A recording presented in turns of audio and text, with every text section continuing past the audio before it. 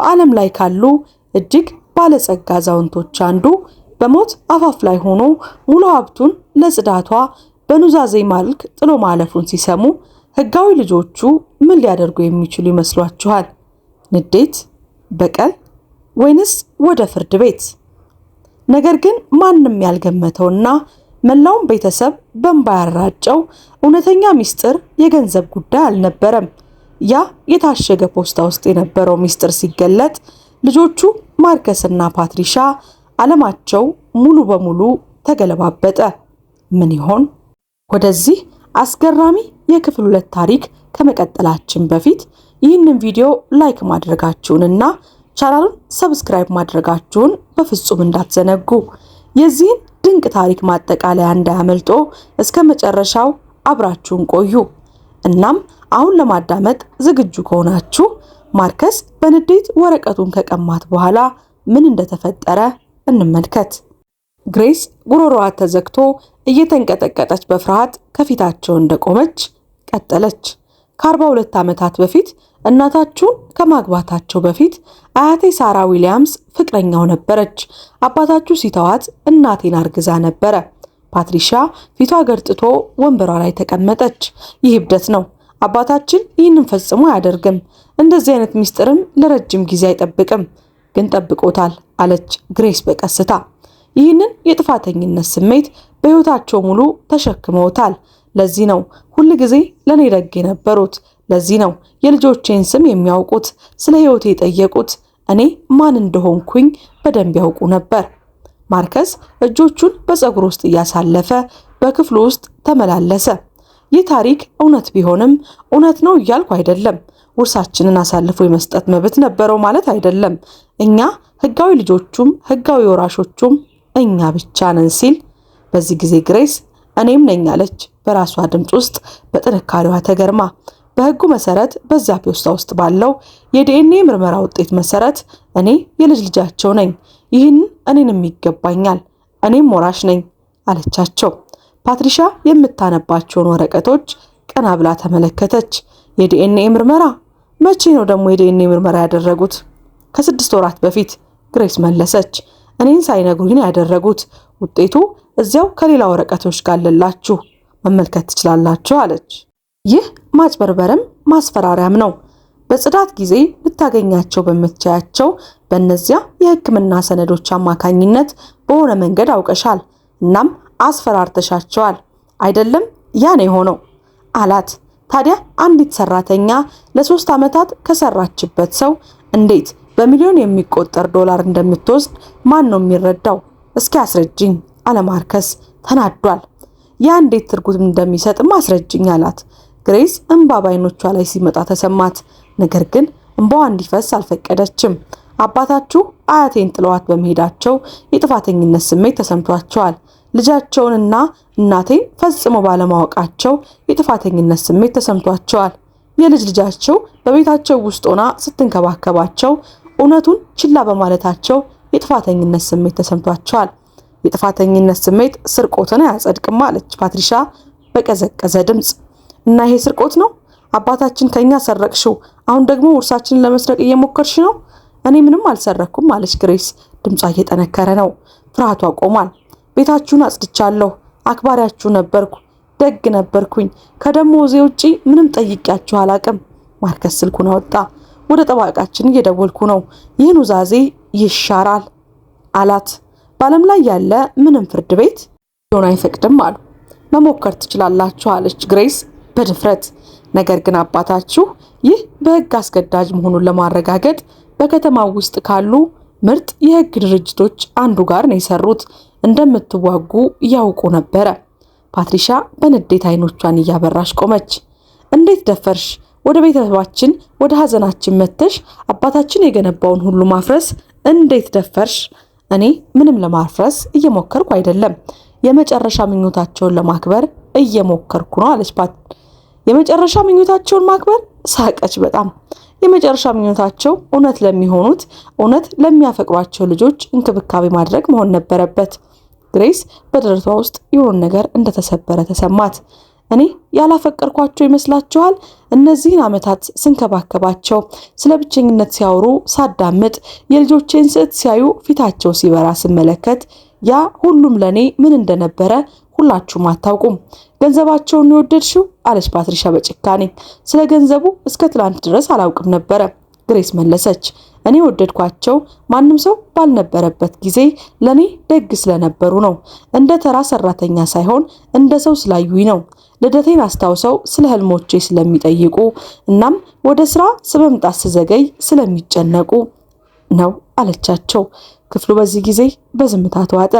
ማርከስና ፓትሪሻ እርስ በርስ ተያዩ። በግሬስ አገላለጽ የሆነ ለውጥ ማየቷን ተገነዘበች። ለውጥ አየችባት። በእውነት አታውቂም ነበር? ማርከስ በቀስታ ጠየቀ። ግሬስ ራሷን ነቀነቀች። እኔ እሳቸው ማን እንደሆኑ በፍጹም አላውቅም ነበረ። እንክብካቤ የሚፈልጉ ብቸኛ አዛውንት ነበር የሚመስሉኝ። ፓትሪሻ እንዴቷ የጠፋ መሰለ። በድጋሚ ተቀመጠች። ስለኛ እንደዚህ አውርተው ያውቃሉ? ስለ ህልሞቻችን ጠይቀው አያውቁም? ብላ ጠየቀቻት።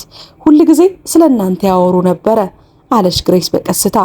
በንግድ ስኬትህ በጣም ይኮሩ ነበር ማርከስ።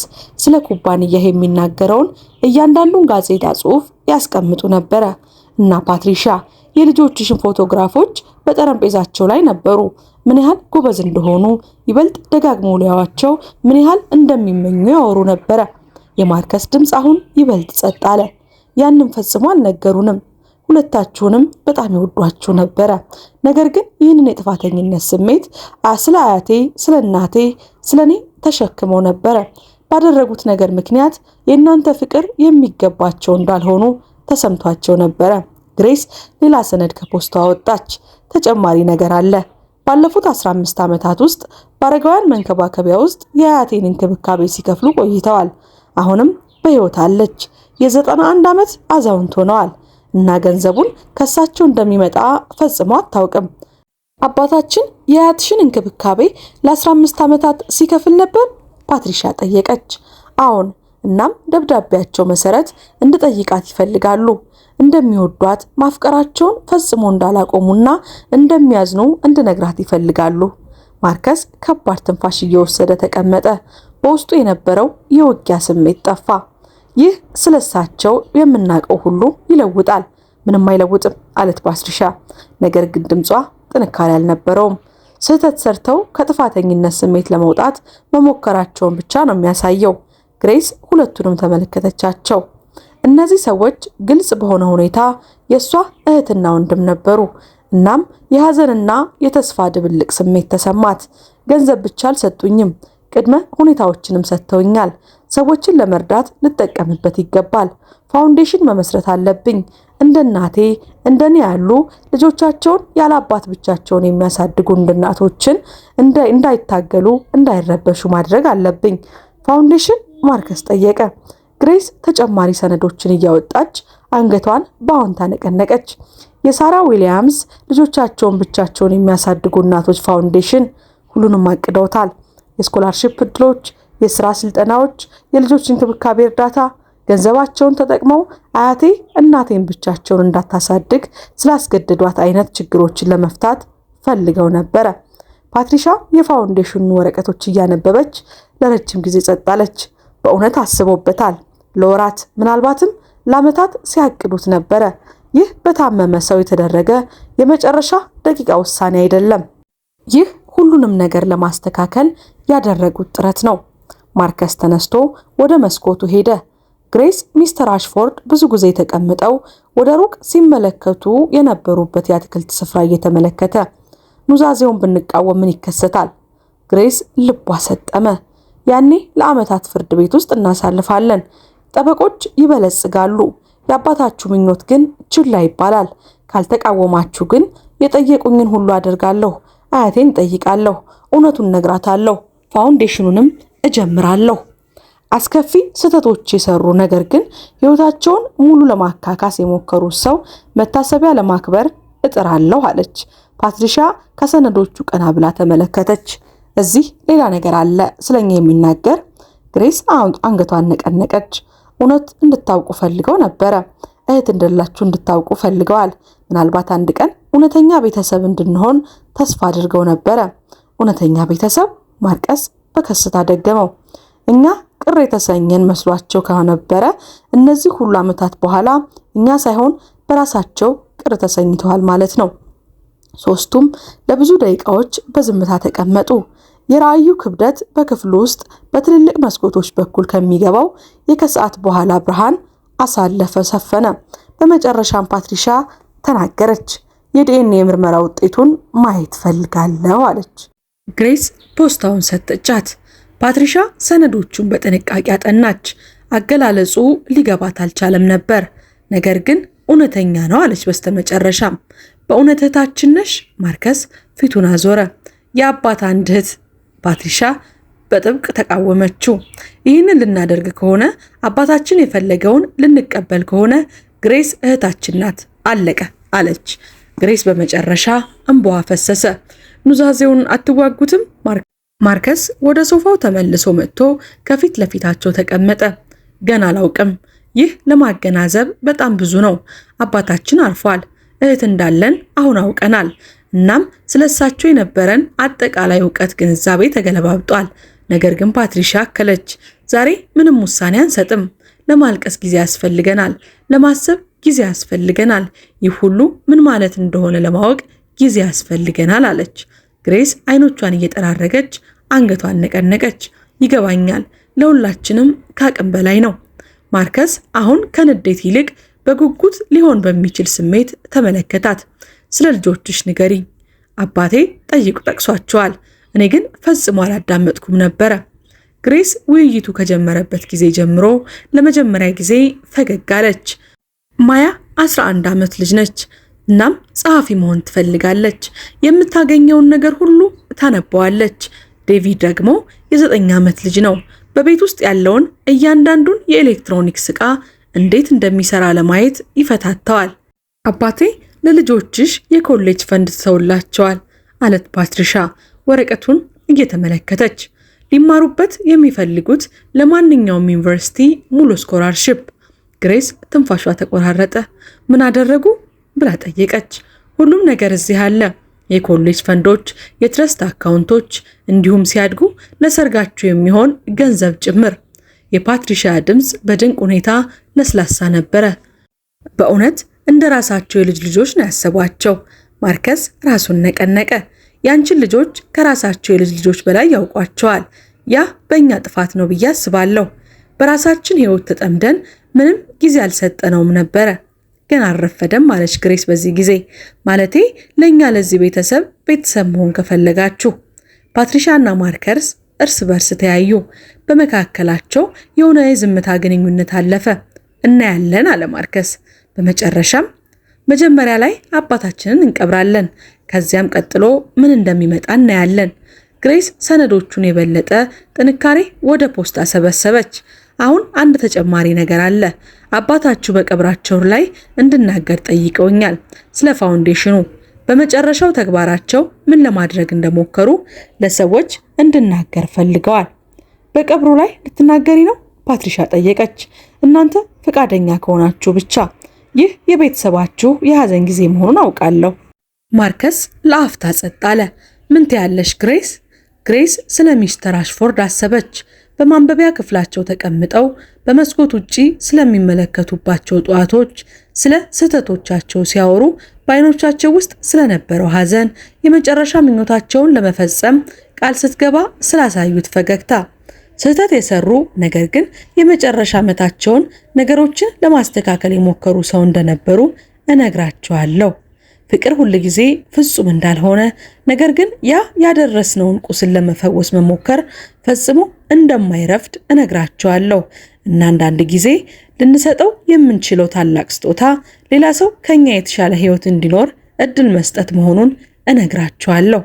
ፓትሪሻ አሁን እያለቀሰች ነበረ። እንባ በጉንጮቿ ላይ ይፈስ ጀመረ። ይህን ቢሰሙ ደስ ይላቸዋል አለች። ማርከስም በቀስታ አንገቱን ነቀነቀ። አሁን ደስ ይላቸው ነበረ።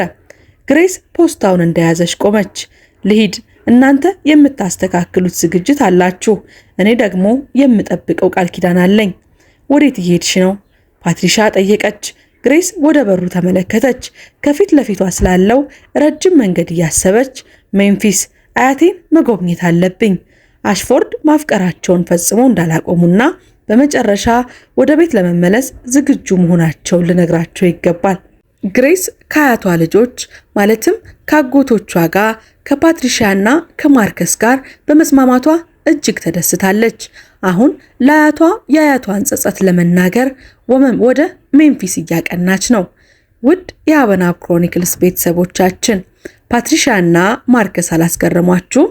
የአባታቸውን ሀብት እንዲሁ በማሳለፋቸው በመስጠታቸው ምንም እንኳን እህታቸው ብትሆንም ይህንን ለማድረግ ብዙዎች ይቸገራሉ። ምናልባትም እሷን እስከ ማስወገድ መድረስ ይችሉ ነበረ። እናም ስለ ፓትሪሺያና ማርከስ እንዲሁም ስለ አያቷ ስላለው ቅንነት ያለፈውን ጠባሳ ለመሻር ስለሄደበት ርቀት ምን ታስባላችሁ? ሀሳብ አስተያየታችሁን በኮሜንት መስጫው ላይ ያስቀምጡልኝ። እንዲሁም ቪዲዮውን ከወደዳችሁት ላይክ ማድረጋችሁን ቻናሉንም ሰብስክራይብ ማድረጋችሁን ፈጽሞ አትዘንጉ። ከዚህ ቀደም የሰራናቸውን ፕሮግራሞች በቻናላችን ገብታችሁ እንድትመለከቱ እየጋበዝን ለዛሬ ያዘጋጀንላችሁ እጅግ ድንቅ ልብ የሚያሞቀው እውነተኛ ታሪካችን ይህንን ይመስል ነበር። እስከ ዝግጅታችን ፍጻሜ ድረስ አብራችሁን ስለቆያችሁ ስለተከታተላችሁን ከልብ እናመሰግናለን። እኛ ከወዲሁ ተሰናበትን። መልካም ቆይታ